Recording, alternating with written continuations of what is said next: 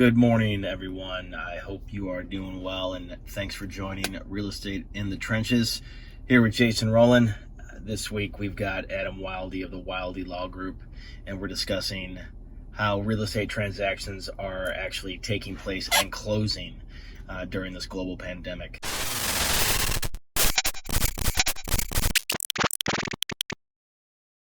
All right, so, we obviously just had a closing on Tuesday, which was a curbside closing. That's still, obviously, deals are still getting done. So, just to kind of enlighten the community here on how this transpires and what all takes place for a curbside closing, let's just walk through that process.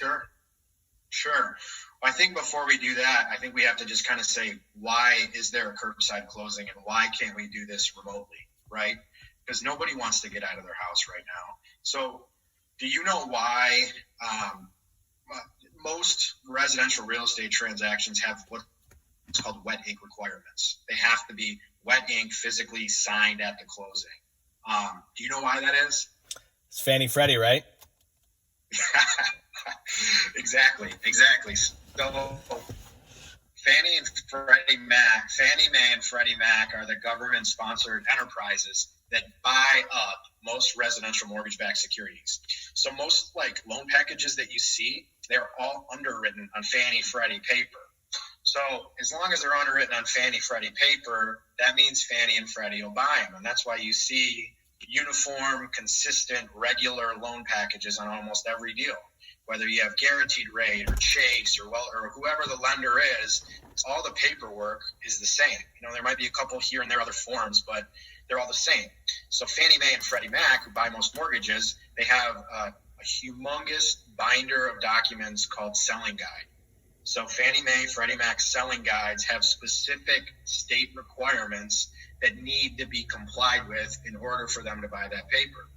One of those requirements is you have to have wet ink signatures. So even though we have this Remote Notarization Act and everyone's trying to change it, right now, these processes in place for Fannie Mae and Freddie Mac require wet ink. So we have this, how do we comply? How is a loan still approved? What do title companies do? Nobody wants to go sit in a room like you just talked about. So what title companies have established is protocols called curbside closings.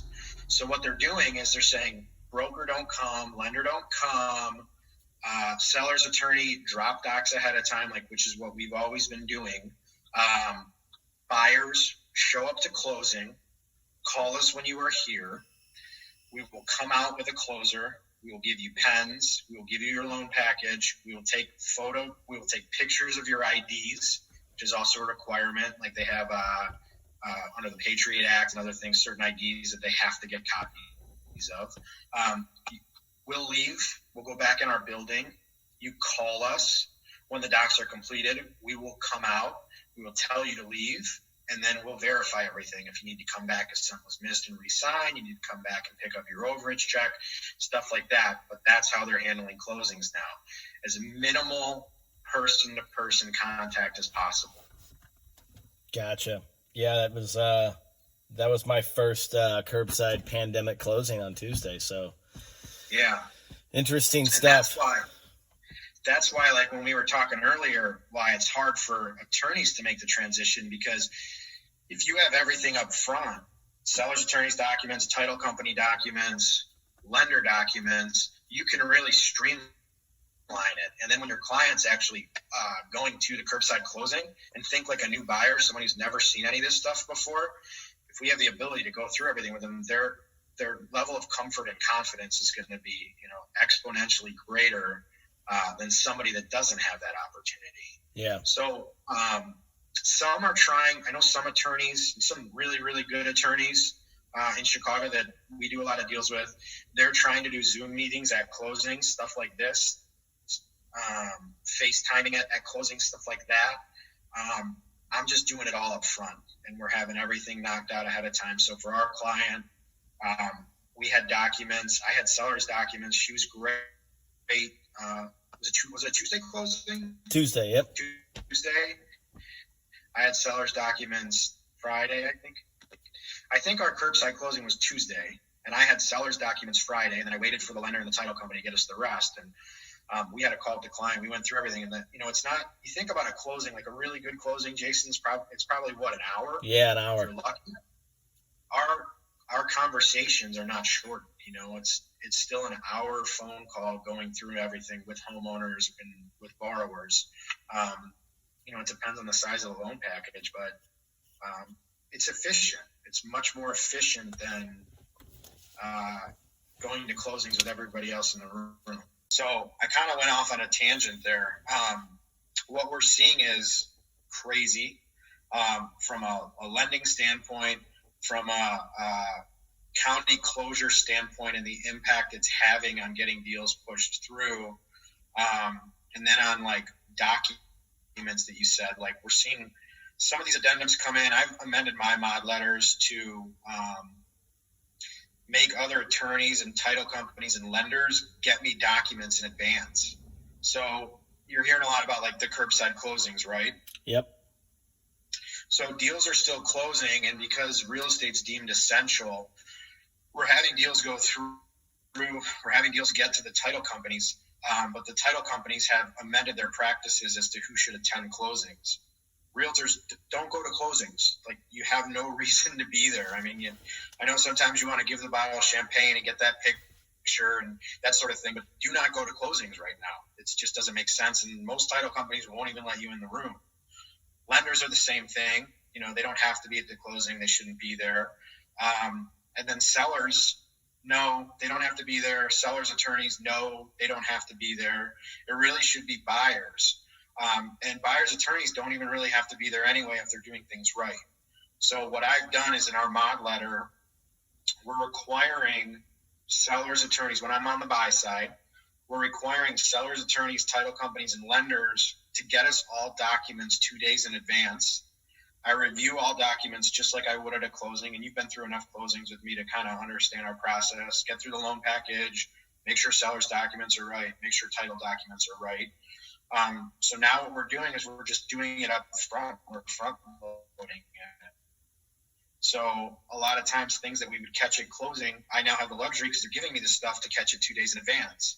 So once we have the documents, I review everything. I usually start with seller's attorney's documents, compare that to all title documents, and then we have lender documents match up.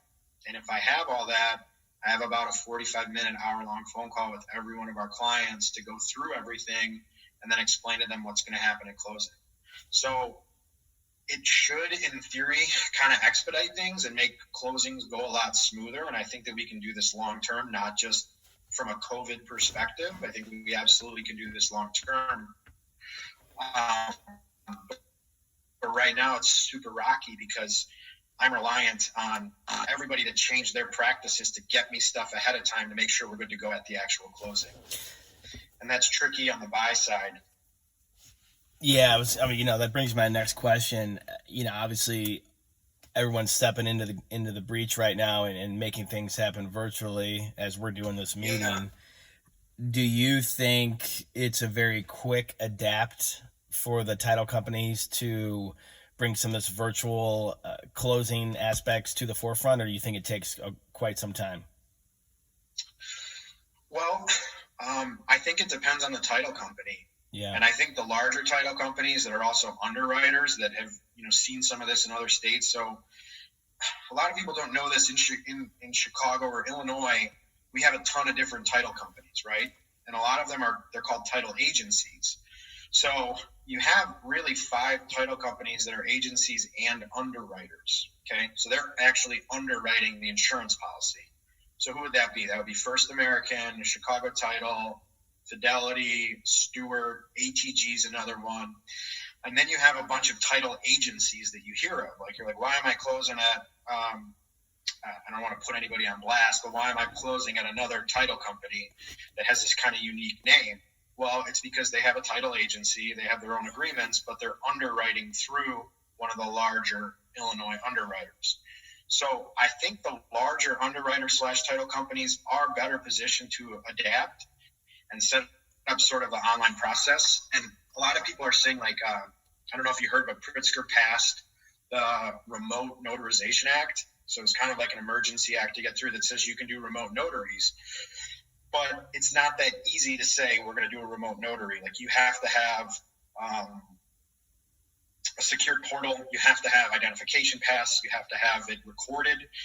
There's like 5-6 things that need to happen to have a remote notarization session, and then original docs still have to go back and get signed.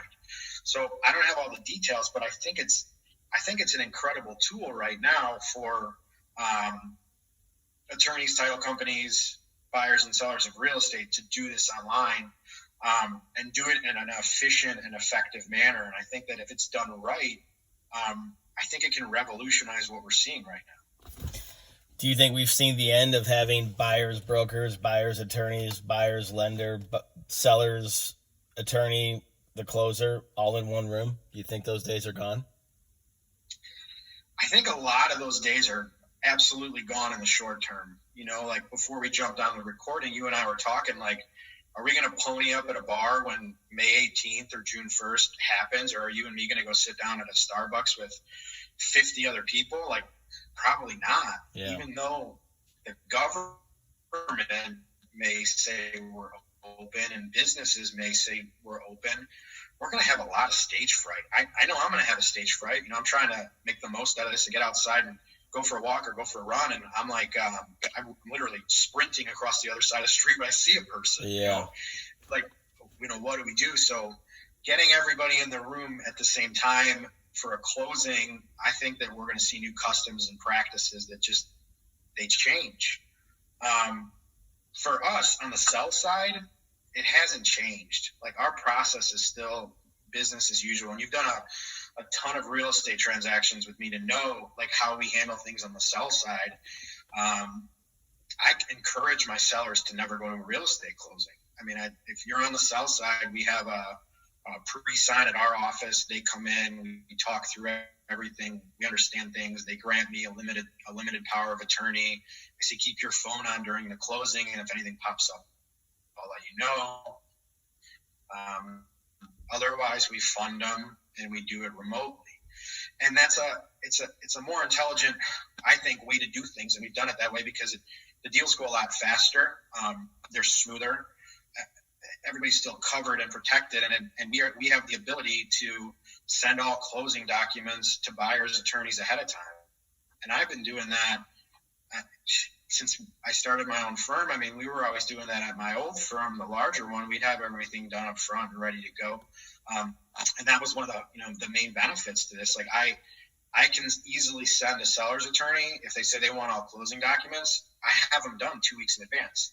Here you go. I mean, I can send them drafts and say, here's a deed. If you want any changes, this is what, let us know by such and such date and we'll be good to go. So, seller's attorneys only have like 10 documents to have signed by their clients. It's a no-brainer to have these to buyer's attorneys well in advance to say, yep, I reviewed, I approved, you're good to go. It's one less thing to do at closing. So,